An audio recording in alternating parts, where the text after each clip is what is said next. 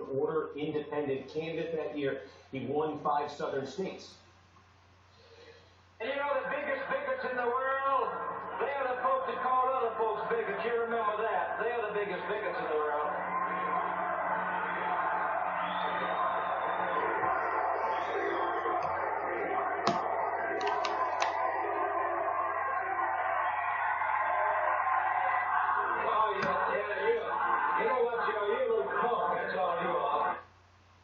Ibram Kenny, I bring you in on this. The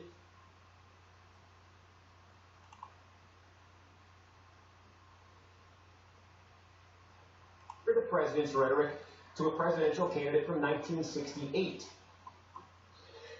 I felt like I was watching what my parents watched in black and white. I mean, literally the same language of Governor Wallace. People who believe that they could use race and bigotry as a sword to try to not only cut down their political enemies, but also as a sword to advance their political agendas. When the crowd started yelling, "Send them back, send them back, send them back." When has that ever happened other than the last time you remember anything about George Wallace? 1968, George Wallace, he was the political enemies, but also as a sword to advance their political agendas. When the crowd started yelling, "Send them back, send them back, send them back." When has that ever happened other than the last time you remember anything about George Wallace? 1968, George Wallace, he was the former Alabama governor at that point. He had been a segregationist. He ran as a law and order independent candidate that year. He won 5 southern states. And you know the biggest bigots in the world? They are the folks that call other folks bigots. You remember that. They are the biggest bigots in the world.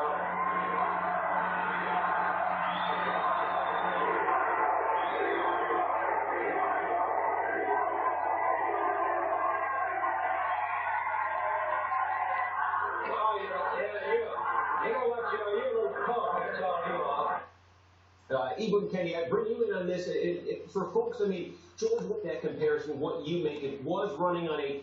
Yeah, I think the parallels are apt. I mean, by 1968, George Wallace had the resistance against all form of activism that were essentially trying to create, he has presented himself as the leader of the government, as these 4 women of color truly are.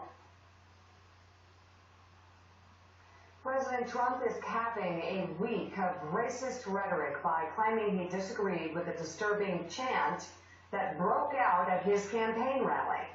On Sunday, the president tweeted that 4 Democratic members of Congress, all U.S. citizens, Congresswoman Omar back. 2 days later,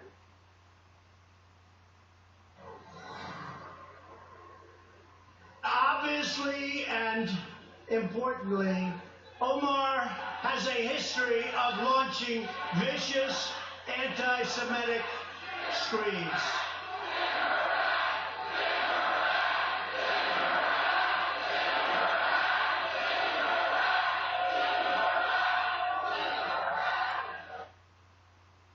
President right now, this just moments ago, as the House votes on tabling an impeachment resolution, here's what the president said moments ago.